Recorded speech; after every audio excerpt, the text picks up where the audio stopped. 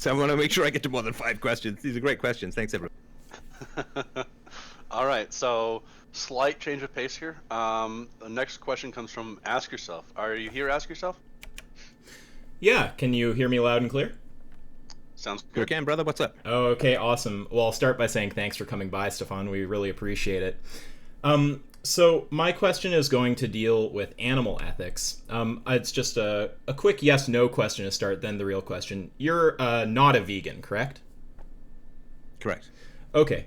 So you started with an affirmation of the NAP, which I take to just be that you don't aggress against someone who's not aggressing against you. So my question... Okay, awesome. So my question would just be, what's true of animals, which, if true of humans, would justify not giving them the NAP? Not giving them, sorry, what? Not The non-aggression principle? correct, yeah. Well, okay, so we're going to take humanity as a whole, because there's a bell curve, there are outliers and so on, but just humanity as a whole. We're capable of conceptual agreement to social contracts. We're capable of understanding the consequences of our actions. We're capable of subscribing to universal ethics, and therefore we are kept under a moral umbrella of the non-aggression. Mm-hmm. And animals, love animals. I'm a big pet lover. I love animals myself, but animals do not have the intellectual capacity to enter into conceptual contracts of moral universality. Mhm. They are not. You can't negotiate them with them when it comes to ethical norms and ethical standards.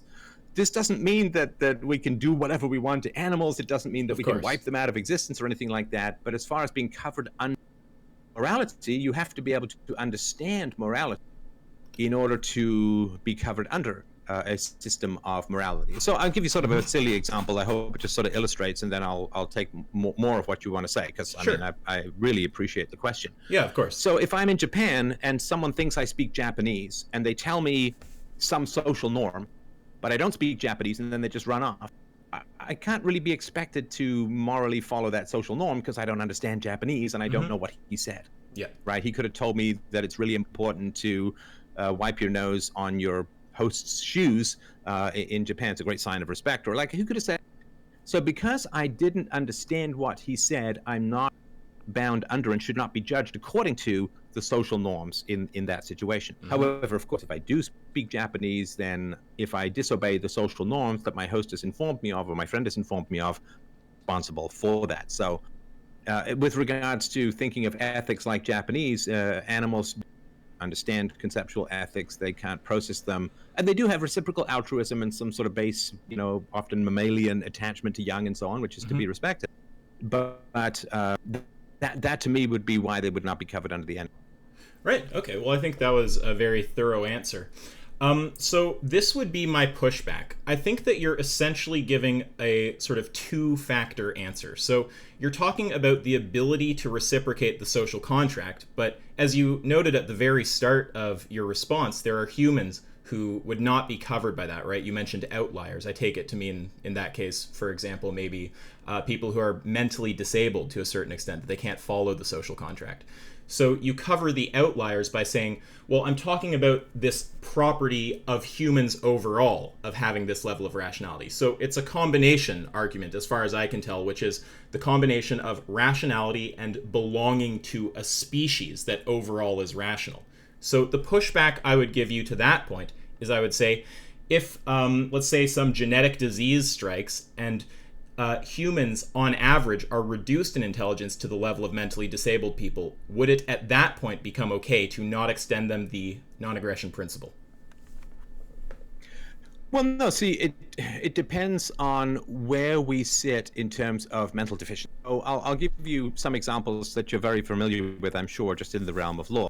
Please remember, I'm no lawyer, but I did watch a couple of seasons of LA Law in the 90s. So if we look at the defense of insanity, the defense of insanity means that the person was not capable of understanding the moral or consequentialist ramifications of his or her actions when the crime was committed. This doesn't mean that the person is free to walk. It just means that we don't morally judge them as having they've done some bad thing, but they were insane at the time, or they had a tumor or mentally disabled in some manner or whatever. And so in that situation, we have a consequence, but the consequence is not a moral punishment. We may put that person in an asylum. We may give them some restrictions and so on. We also, when we look at people who are mentally handicapped in some significant manner, or mentally challenged, I think is the phrase these days, in some significant manner, we don't give them full moral autonomy and responsibility. Can I so butt of in? course, if somebody we do give please. them. Okay, I just want to be clear. I'm not arguing for full moral responsibility. I would just be arguing at minimum for a right not to be murdered. So just the extension of the non-aggression principle. We don't need full moral responsibility. Well, of course, I don't think that that human beings should obviously be murdered, and I understand where you're coming from. Of course, if you eat a hamburger, a cow has been killed, and I understand all of that. Now, the challenge is, of course, that they are not only in the category of human being, but they also have the capacity to create more human beings, right? So a mentally challenged person can get someone else pregnant, and assuming that it's not a massive genetic thing or it doesn't transmit, then they can give to somebody who is not mentally challenged or mentally handicapped, which would not be the case with any other species, of course. So that's the other thing too, of course, is it's just a shading situation. So somebody with an IQ of 100, yes, morally responsible. Somebody with an IQ of, I think, mental handicaps kick in around IQ 70. So you say IQ 70 or below, really starting to diminish. But in general, we just say, okay, category human is subject to the protection of the non-aggression principle. That doesn't mean that they get full moral autonomy if they have an IQ of 60 or something like that. And we may want to say, look, they can't function out there in the world. We've got to put them in a home. We've got to feed them, which we wouldn't necessarily do with somebody who had an IQ of 100 or 120. So we have a category situation where we just say, look, human beings are covered by the non-aggression principle. And you could say, well, but there are some human beings who have less intelligence than an ape and so on. It's like, yeah, but they're still in the category of human being because they are a human being with a mental deficiency rather than a normal ape. And so we just have a category situation where we say human beings are covered by the non-aggression principle. And where there may be overlaps of intelligence with other species, that's the result of a significant deficiency versus a norm, which is not a standard situation. Right. Now, you feel free to cut me off when you're done with me, but I would just add again. So what you've done there is you've kind of added a third property. So it's this combination of the ability to reciprocate the social contract, the fact that the group overall can do this, the category, so we can talk about those who can't as outliers, and then now you've also talked about the ability to give birth to humans who can do this if you personally aren't a human who can do this. So I'll just add... No, that's not a category. Sorry, hang on. That's not a category. Property of humanity. Right, yeah, it's I meant the humanity. You have by the two category. eyes. Well, you're adding the property of two eyes. Well, that's not how I meant it. Human beings do have the capacity to give birth. Sorry. Oh yeah, no, sorry. That's not how I meant it. By category, I meant that you're saying, correct me if I'm wrong, but it sounds like you're saying that humans overall as a category, the category being humans, have the ability to reciprocate the social contract. So that's what I meant when I was talking about the category. So it sounds like a three-tiered justification of belonging to the category of human, the fact that the category of human on average can reciprocate the social contract, and then you added in an additional factor in your last response there, where you said it's the ability also to give birth to beings who would be able to do this. So the kind of... No, but all human... No, that's not an additional factor, because all human beings, on average, do have the ability to give birth. I'm not adding a new... Okay, well, okay, so let's just say there's been 3 the entire time then. That's totally fine, no worries at all. So I would just put a reductio to where all 3 of those factors aren't there. So let's say the same plague hits, so we have humans who are below that level of intelligence, right? So you can't talk about the species having this category level ability to reciprocate morality.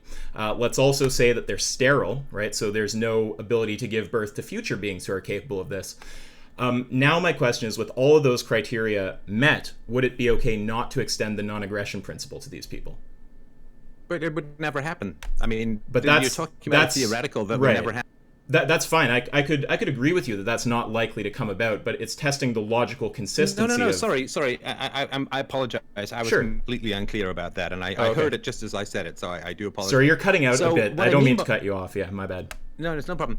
So what I mean by that's not going to happen is a society as a whole, a human society, a free society, would not, in practicality, accept that if you found a human being with an IQ below who was sterile, that you could hunt them and kill them and eat them. Like it's just not going to happen. We would look at somebody like that and say, but a really, really rough situation. I want to help that person, right? I mean, just try and make them as comfortable as possible and so on. Mm-hmm. I mean, to take a sort of silly example, right? So sure. if you open up a hamburger restaurant, some people will come and eat it. Now, if you open up, I know this is going to be taken out of context, but I'm prepared for that. It's going to happen anyway. But if you open up a restaurant which says, here we serve the flesh of sterile, low IQ human beings. Yeah. Like, seriously, I mean, like, no one is going to go. It's going to be appalling. People aren't going to give you the loans. No one's going to come, and people are going to think you're just about the worst human being in the universe. Now, and I kind of understand where this comes with animals, and my recommendation is, minimize animal consumption and so on, and I respect, and certainly no torturing, and this, like, it's horrible. Mm-hmm. So I would, there's no practical way that would be implemented in any society that would be reasonable and free and moral. Now, so let me just, I appreciate that, and I know that's not the end of the conversation. Just mm-hmm. shoot me an email. Let's have a proper old debate, and that would be great. I really want to dig into this more, but in the interests of other people who may not be fascinated by the topic, as you and I are, I'm just going to dip into one question that showed up just at the very beginning. Absolutely. Hey, thank you for your time. Yeah, thanks, man. I appreciate that.